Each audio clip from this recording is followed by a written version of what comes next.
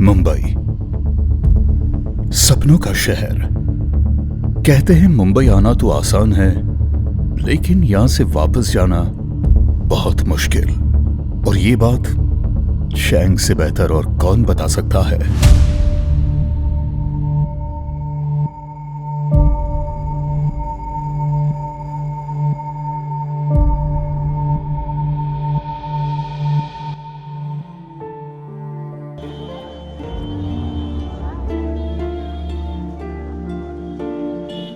भटकते भटकते मैं थक गया था।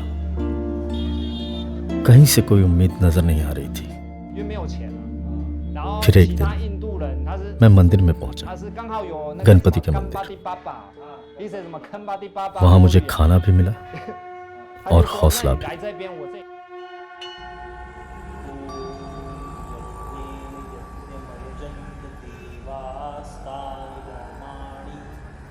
मैंने गणपति बप्पा से प्रेयर की, मेरी हेल्प करो गॉड। और फिर जैसे उन्होंने मेरी बात सुन ली,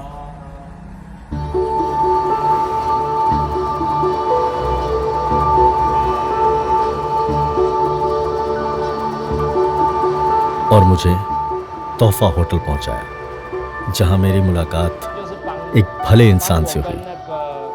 वो इंसान था कमाल भाई।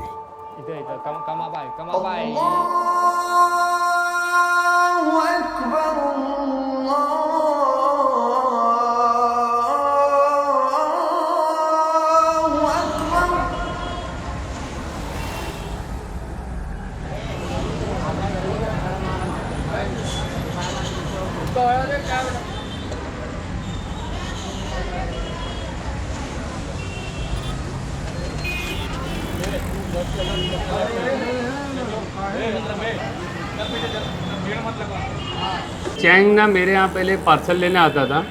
2019 के टाइम की बात है। मैं उसको देखता था पार्सल लेने आ रहा है, तो एक दो बार मैंने पूछा कहाँ से है, तो उसने बोला ताइवान। जब भी इसके पास कुछ भी नहीं था, मैंने इसको देखा, मतलब ये बाहर सोता था, कभी बिस्किट खा के रहता था, कभी वड़ा पाव खा के रहता था। तो मैंने इसको देखा तो बहुत ज़्यादा तकलीफ में था ये।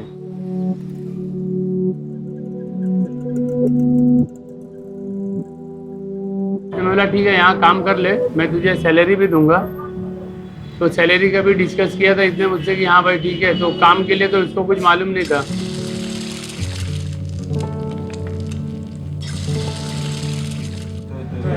कमाल भाई ने मेरी दिल से मदद की। शुरू में तो कुछ भी काम समझ नहीं आता था। वो जो काम देता था मैं वो करता था।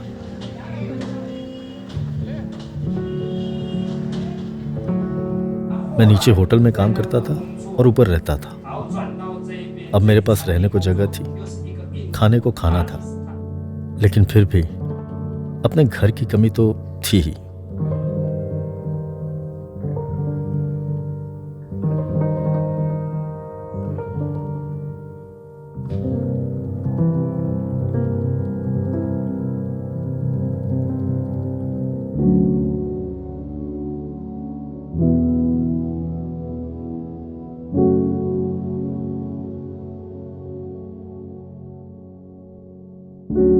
लोगों को तो ऐसा लग रहा था कि एक फॉरेनर एरिया में आया है, तो कुछ अजीब लगता था। लेकिन उसका जब स्टोरी सुनते थे लोग, तो बेचारे वो लोग भी तरस खाते थे इसके ऊपर। कभी कुछ बनता है, कभी कुछ बनता है। हमारे सामने फ्रूट वाला है, रोज डेली फ्रूट खिला देता है, कभी कुछ।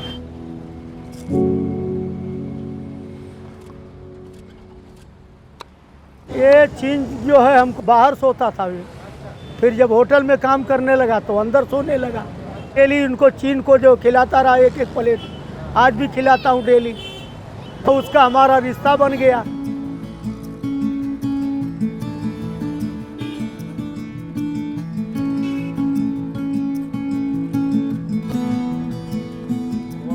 शुरू शुरू में मुझे होटल का काम, इन लोगों की बातें कुछ समझ नहीं आता था। खाने के इंडियन नाम मुझे बहुत अजीब लगते थे। लेकिन फिर धीरे धीरे मैं खाने के नाम भी सीख गया और खाना पकाना भी।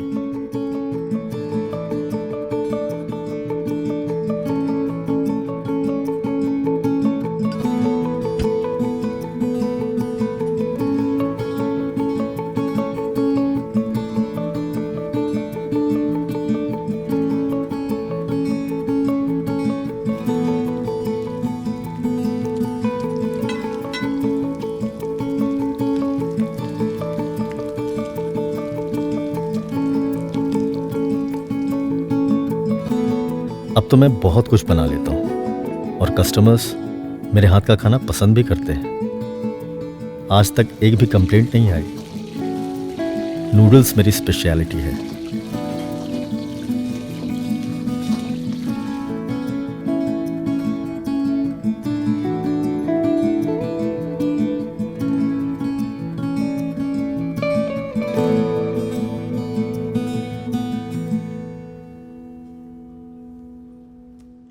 आज रात 12 बजे से पूरे देश में संपूर्ण लॉकडाउन होने जा रहा है। जब लॉकडाउन लगा तो सर ये कुछ ज़्यादा ही परेशान हो गया कि मतलब कहाँ से खाना मिलेगा, रेस्टोरेंट बंद हो गया है, कैसे मैं रहूँगा। मैंने इसको बोला भाई कोई दिक्कत नहीं, तुझे खाने पीने का सब चीज़ मिलेगा, बट सैलरी मैं नहीं दे सकता हूँ। टेंशन मत ले, ओके, मैं हूँ ना।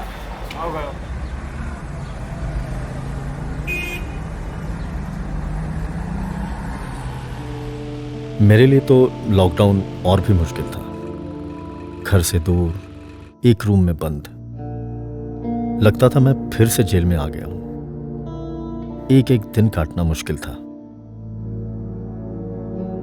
अब यूं तो जिंदगी चल रही है, यहां लोग भी अच्छे हैं, लेकिन फिर भी मेरा दिल तो हमेशा घर को याद करते रहता है।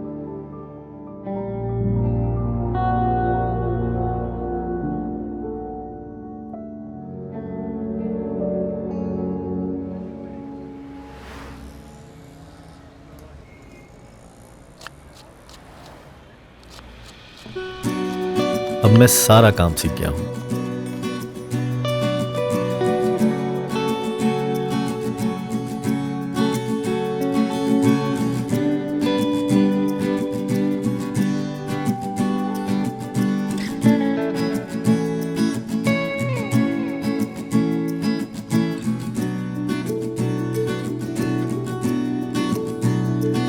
और मेरे अच्छे दोस्त भी बन गए हैं।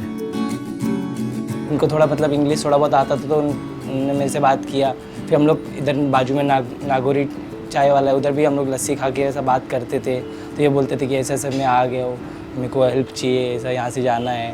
फैमिली के मेम्बर के बारे में बताया। बहुत अच्छे दोस्त बने, बहुत काइंड पर्सन है। ये हम लोग के साथ में बहुत अच्छा है। थोड़ा थोड़ा इंग्लिश इसके रहते हुए हम लोग भी आ गया है और हिंदी हम लोग इसको भी थोड़ा थोड़ा आ गया है। और बहुत परेशान है बेचारा, परेशान है, रोता है। कौन चीज़ बनता था हम लोग तो बराबर देते थे, चिन्ह भी बराबर देते थे। बोलते थे कि देख चिन्ह बहुत का देखा है, चिन्ह तो ख्याल करना। पहला इसको यहाँ इंडिया का काम कुछ भी नहीं आता था, मगर अभी थोड़ा थोड़ा देख देख के सब काम आ गया है। 2 बार मेरे सामने रोई भी है, बट फिर मैंने छोटे भाई की तरह मैंने बोला ठीक है कोई नहीं, आपको कुछ भी प्रॉब्लम होता है आप मेरे से आके बात कर सकते हो। और बाकी होप देता था कि मतलब कुछ अच्छा हो जाए।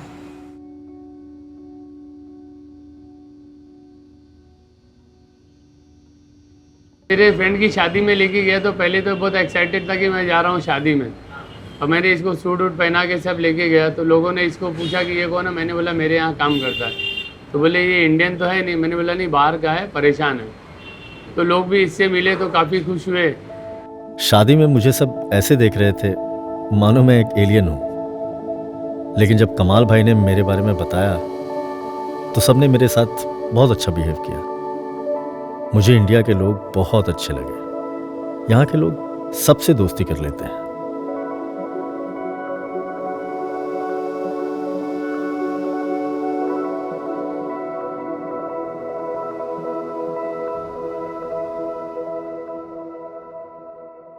यहाँ जब भी मैं किसी फैमिली को देखता हूँ या किसी सेलिब्रेशन में जाता हूँ तो मुझे ताइवान और अपनी फैमिली की बहुत याद आती है। सोचता हूँ अगर मैं उनके साथ होता तो मैं भी ऐसे ही सेलिब्रेट कर रहा होता। एक टाइम सर ऐसा हुआ ना कि इसने ना अंदर का बर्तन वर्तन उठा के पटक दिया। तो मुझे वो टाइम पे गुस्सा आया, तो मैंने बोला एक काम कर, तू भाई तेरा सैलरी ले ले और तू चले जा, तुझे अगर तकलीफ है मेरे यहाँ। बट मुझे भी बहुत तकलीफ हुई, मतलब मैंने इसको गुस्से में बोल दिया। तो इसने भी रो दिया और मैंने भी रोया। बाद में मुझे आके सॉरी बोला और मुझे हक भी किया, तो मुझे बहुत अच्छा लगा। बट मुझे अंदर से बहुत तकलीफ थी कि मैंने इसको ऐसा क्यों बोला। घर की बहुत याद आती थी। उनको देखे, बात करे, समाना हो गया था। फिर एक दिन कमाल भाई ने एक स्मार्टफोन ला कर दिया। अब घर वालों से बातें होती रहती हैं। माँ से वीडियो कॉल करता हूँ। 嘿妈，你干嘛啊？ माँ मुझे याद करके बहुत रोती है। 不要哭好不好？你哭我就跟着哭了。好了好了，没事啊没事啊。哎，我知道会担心啊，我也没办法啊。好了好了。我饿了。好了，不然就先这样了。好了，你们也是身体顾好了，好不好？好，先这样。OK，好，拜拜。 मेरा एक फ्रेंड बोला कि यार जैसा लोग हर जगह डोनेशन बॉक्स रखते हैं, यहाँ पे तुम इसके नाम का डोनेशन बॉक्स रख दो और इसको जो जानते हैं इसके बारे में वो इसमें डोनेशन कर देंगे। अब जो नहीं जानते तो उसको तुम बता सकते कि भाई कोई पूछेगा डोनेशन बॉक्स किस लिए है, तो मैंने बताया ऐसा ऐसा बंदा है, परेशान है, इसको हम लोग को भेजना है, तो उसके लिए हम लोग ने डोनेशन बॉक्स रखा हुआ है। बेचारा उसके घर का हालत सुन के ऐसा लगता है कि जल्द से जल्द चले जावे। उसको जो भी हेल्प लगेगा वो आप लोग से, हम लोग से जो भी होएगा आप लोग करने के लिए तैयार है।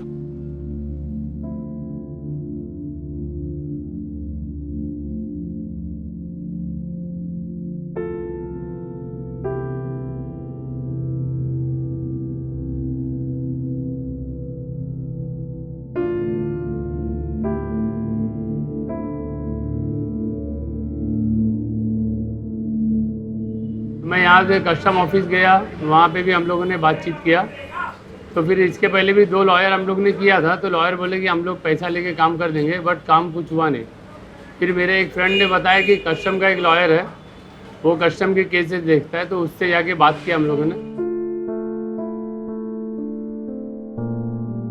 जो मेरा एक्सपीरियंस है उसमें जो फॉरेनर्स के सिचुएशंस होते हैं वो बहुत ही वर्स्ट हो जाते हैं जब वो यहाँ पे आते हैं और यहाँ किसी ऐसे क्राइम में फंस जाते हैं जो उन्हें पता नहीं होता।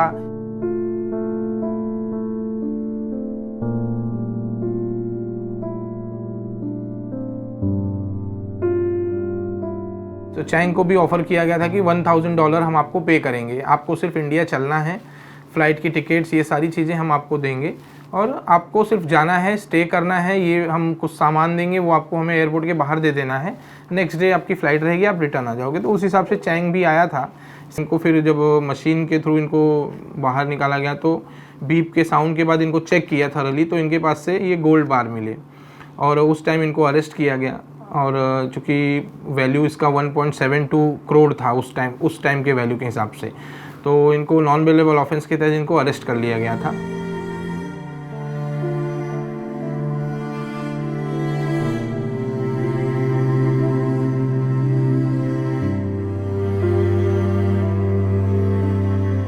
और चैंग को उनका माफिया का बोलना ऐसा था कि चैंग ने जानबूझ करके कस्टम डिपार्टमेंट को बताया कि मेरे पास गोल्ड है। अभी यहाँ सवाल ये उठता है कि जो आदमी को कुछ पता ही नहीं था वो क्या बताएगा उसको।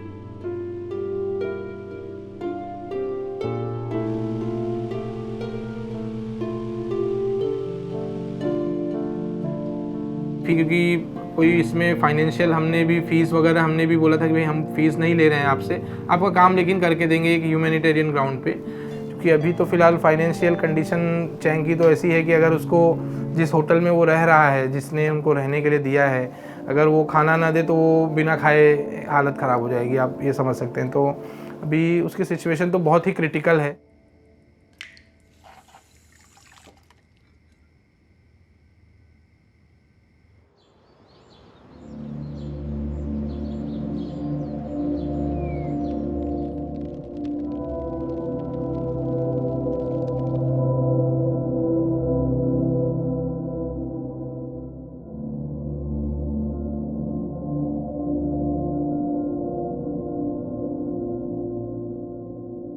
मेरा एक ही है कि इसको यहाँ से कैसे भी करके भेजना है मुझे, और वही मैं करूँगा, कल को कोई अपना भी रहेगा तो उसको भी तो कोई हेल्प करेगा। परदेश तो परदेश ही है, तकलीफ तो होता ही है। हम लोग तो दुआ है कि अल्लाह ताला भेज दें सीख सलामत थे, यहाँ से चला जाए वो पाने मुल्क, यही हमारी दुआ है।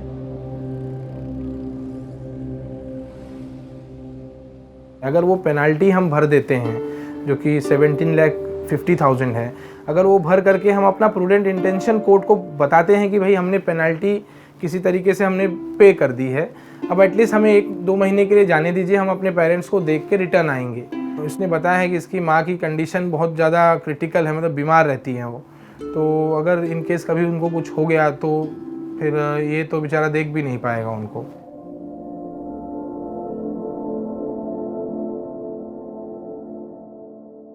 मेरा नाम चिन चॉन्चू है। मैं इंडियन गवर्नमेंट से रिक्वेस्ट करता हूँ कि मुझे मेरे घर जाने दे। यहाँ मैं अकेला हूँ और बहुत परेशान हूँ। मेरी रिक्वेस्ट है कि मुझे मेरी फैमिली के पास ताइवान भेज दिया जाए। आई होप कि इंडियन गवर्नमेंट मेरी बात सुनेगी। No family, no friend, no relationship in India. So I don't know who help Chun Chuang. So I hope India government help Chun Chuang. I request.